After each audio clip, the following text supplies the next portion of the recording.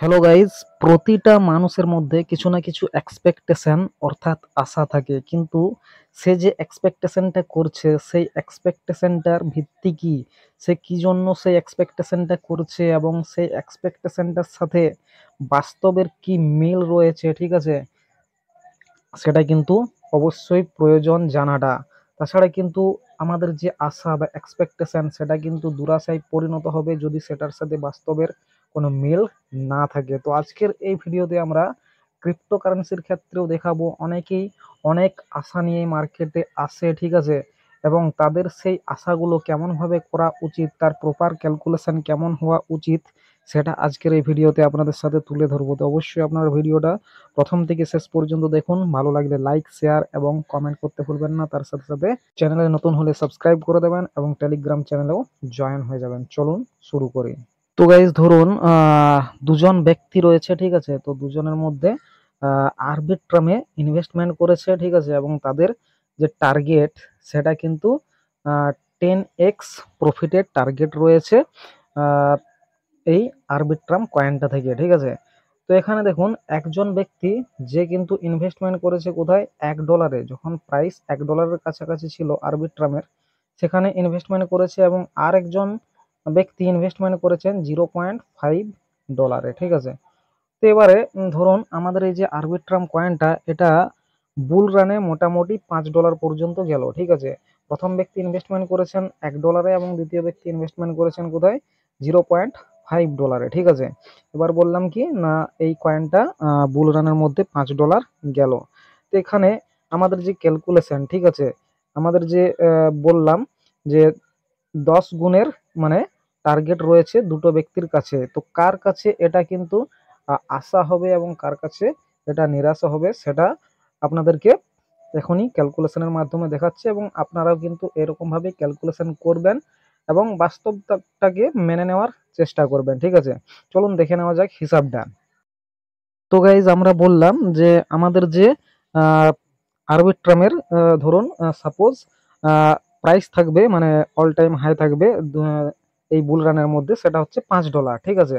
তো একজন ব্যক্তি সেখানে $1 মানে এন্ট্রি করেছে, এবং বললাম কত না, এটার যে হাই থাকবে সেটা হচ্ছে $5 এই বুল রানের মধ্যে, ঠিক আছে।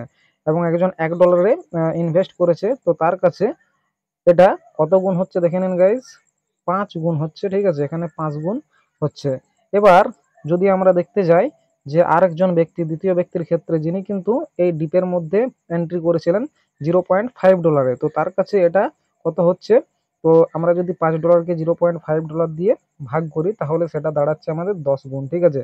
অর্থাৎ আমরা দেখতে পাচ্ছি সেকেন্ড ব্যক্তি যে কিন্তু আমাদের $0.5 মানে ইনভেস্ট $0.5 দামে আরবিট্রাম কয়েনটা কিনেছিল, তার কাছে যখন $5 হিট করছে তখন কিন্তু আমাদের যে প্রফিট সেটা কিন্তু সেই ব্যক্তিটার কাছে 10 গুণ হচ্ছে। কিন্তু আমরা দেখতে পাচ্ছি যে প্রথম ব্যক্তি যিনি কিন্তু $1 আরবিট্রামটা কিনেছিল, তার কাছে যখন $5 দাম যাচ্ছে, তখন কিন্তু সেটা কি হচ্ছে, তার কাছে 5 গুণ প্রফিট হচ্ছে। অর্থাৎ এক্ষেত্রে আমরা দেখতে পাচ্ছি যে প্রথম ব্যক্তিটার কাছে আমাদের এই যে আরবিট্রাম, ঠিক আছে, যেখানে তারা প্রফিট টার্গেট রেখেছিল 10 গুণ, সেখানে প্রথম ব্যক্তিটার কাছে প্রফিট দাঁড়াচ্ছে গিয়ে 5 গুণ, কিন্তু দ্বিতীয় ব্যক্তিটার কাছে প্রফিট দাঁড়াচ্ছে গিয়ে 10 গুণ, ঠিক আছে।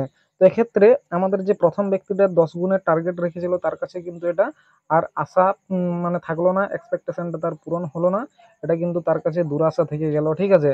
তো এভাবে কিন্তু সে কিন্তু $10 টার্গেট মানে 10 গুণের টার্গেট নিয়ে রেখেছে।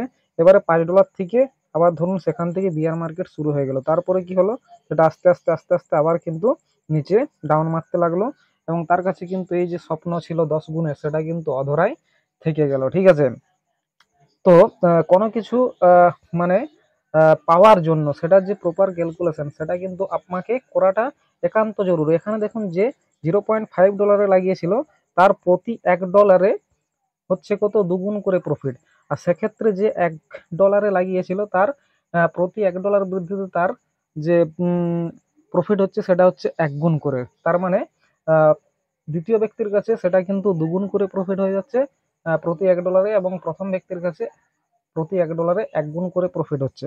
অর্থাৎ এখানে যে প্রপার ক্যালকুলেশন, এই এইটা নিয়ে যদি আমরা চলতে পারি তাহলে কিন্তু আমাদের কাছে যে এক্সপেকটেশন সেটা একটা বাস্তবধর্মী হবে, যে কেমন এক্সপেকটেশন আমাদের থাকা জরুরি, ঠিক আছে। এবং আপনারাও কিন্তু কল্পনার জগৎ থেকে বেরিয়ে আসতে পারবেন, বাস্তবটাকে মেনে নিতে শিখবেন, ঠিক আছে। তো অবশ্যই এইভাবে কিন্তু ক্যালকুলেশন আপনারা করবেন, তাহলে কিন্তু আপনাদের কাছে পুরো জিনিসটা কিন্তু ক্লিয়ার হয়ে যাবে। তা সত্ত্বেও যদি কোনো বিষয়ের ক্যালকুলেশনে আপনাদের অসুবিধা হয় অবশ্যই আমাকে কমেন্টে জানাতে ভুলবেন না। ভিডিওটা কেমন লাগলো অবশ্যই কমেন্টে জানাবেন। ধন্যবাদ।